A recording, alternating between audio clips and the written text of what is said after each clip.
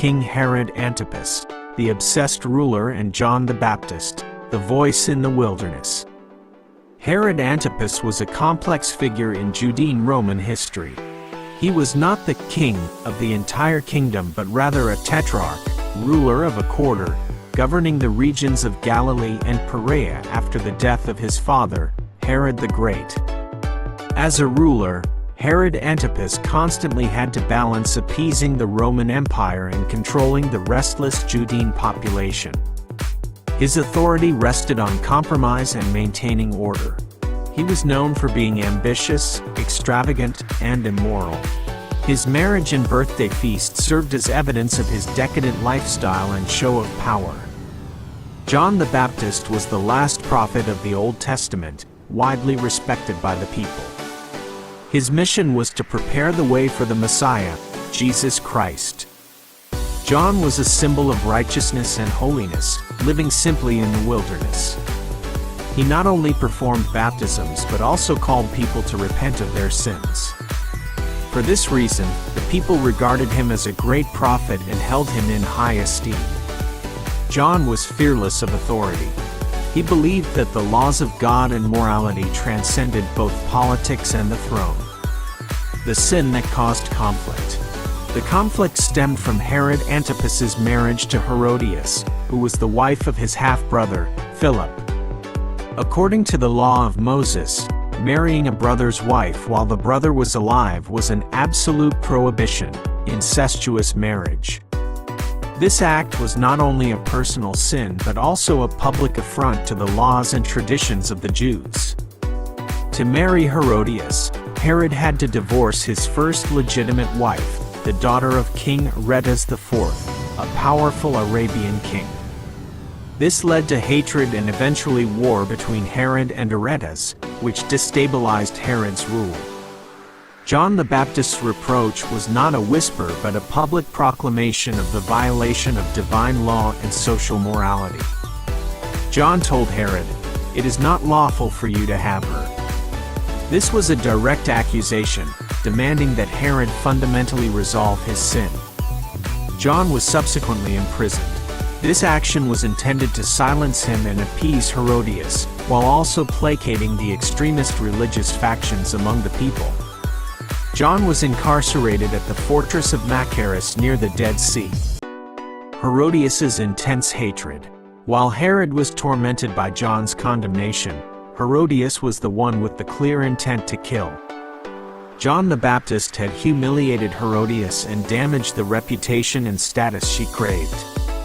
She would not accept being condemned by a common prophet. Herod did not immediately kill John for two reasons: fear of the people. He was afraid the people would riot because they revered John, and conscience being tormented. The Bible states that Herod feared John, knowing that he was a righteous and holy man, and liked to listen to him, although when he heard him, he was often perplexed. This indicates that John the Baptist had a profound influence on Herod's conscience, preventing him from ordering the execution. It was this hesitation and reluctant respect from Herod that fueled Herodias's greater hatred and forced her to seek another opportunity to carry out her wicked plan, an opportunity that arose at the birthday feast. The climax of tragedy. The birthday feast of King Herod Antipas was not merely a personal event but also a display of political and military power. The important guests attending the banquet included high-ranking officials, generals, senior military officers, and influential figures from the Galilee region. The presence of these individuals was a crucial factor, making the king's oath public and binding. The feast unfolded in an atmosphere of extravagance, drinking, and intoxication, blurring the king's judgment and creating the perfect conditions for impulsive actions. This was precisely the opportunity Herodias had long sought to overturn Herod's protection of John. In this party setting, Salome, the daughter of Herodias and Philip, performed an act completely unusual for a noblewoman of that era, dancing before the inebriated men. The Bible records that Salome's dance charmed Herod and all his guests. It was a combination of carnal desire and public adulation that drove Herod's emotions to the limit.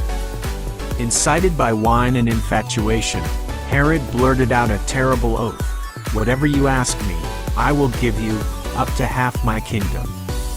This vow was extravagant. Offering half the kingdom was a completely unnecessary boast, demonstrating the king's lack of control and reason. Public. The oath was spoken in front of the guests, binding Herod by a superficial sense of honor, which he could not retract. This rash promise became the perfect trap, set by the king himself. Herodias's wicked conspiracy. Herodias did not hesitate when Salome consulted her. She asked neither for gold, land, nor political power. Her sole objective was revenge and silencing the man who had disgraced her. She instigated her daughter with a ghastly request: the head of John the Baptist. Salome quickly returned and presented the demand urgently and specifically: "I want you to give me the head of John the Baptist on a platter immediately." The demand for it to be on a platter and immediately showed Herodias's malice. She wanted John dead right away and sought tangible proof of her vengeance. The cruelty. Placing a man's head on a platter was the ultimate act of humiliation, turning death into a macabre gift at the feast. The moment Salome delivered this demand marked the climax, where the momentary lust of a king clashed with the hateful malice of a woman, leading to an irrevocable tragic decision. The consequence in tragic death. The triumph of vain honor.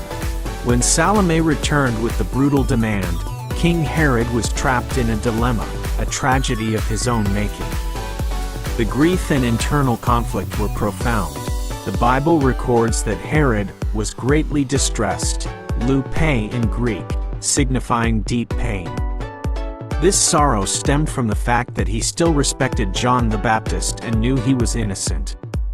This was the final conflict between the king's conscience and his lust, fear. The fear of losing honor, face, was ultimately what drove Herod's horrifying decision, not malice. He was afraid of being shamed before his guests. He had sworn an oath in front of his officials and generals. In the culture of the time, retracting a solemn public oath would brand him as dishonorable and severely damage his political authority. Herod chose to uphold his superficial honor over preserving the life of a righteous man. The execution. The horrific order was given. King Herod immediately sent an executioner, or guard, to the fortress of Machaerus with the command to behead John the Baptist instantly. This haste was intended to end the torment and the situation at the feast. The tragedy in the prison ensued. The executioner severed John's head, placing it on a platter like a party favor. This act transformed the death of a prophet into a savage piece of entertainment at the king's lavish banquet. The climax of cruelty was reached when Salome received the bloody platter and brought it straight to her mother, Herodias.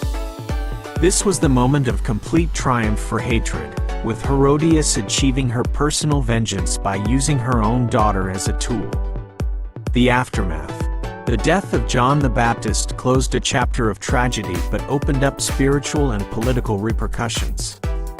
This tragedy was the summation of the rash vow, Herod's weakness and lust, the malicious intent, Herodias's deep-seated hatred, the innocent recklessness, Salome's actions, incited by her mother. Upon hearing the news, John the Baptist's loyal disciples came, asked for his body for burial, and then performed their final duty by informing Jesus Christ, an act that officially marked the transference of the preparatory mission. Despite resolving the political issue and pleasing his wife, Herod found no peace. Later, upon hearing about Jesus' miracles, healing, preaching, the guilt of murder obsessed him. Herod reached the superstitious conclusion that this is John the Baptist. He has risen from the dead.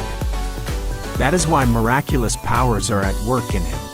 This demonstrates that John the Baptist, even in death, continued to sow fear and torment the conscience of his killer. The story clearly illustrates that worldly power, when driven by lust and vain honor, will always fail before righteousness and holiness, even if that righteousness comes at the cost of life. The profound warning. The story of Herod's demand serves as a profound warning. The power of conscience is evident as John the Baptist's righteous words, even from prison, tormented Herod's conscience, while Herodias' sin transformed into murderous hatred. The danger of a rash vow is highlighted by a thoughtless promise, made in a moment of indulgence and intoxication, which then became binding due to a fear of losing face before others, ultimately leading to the murder of an innocent man. The consequences of sin are clearly illustrated by how vice, lust, hatred, weakness can escalate and drive individuals to the most brutal acts. If you like this video, don't forget to click the subscribe button and ring the bell so you don't miss out on the next exciting content.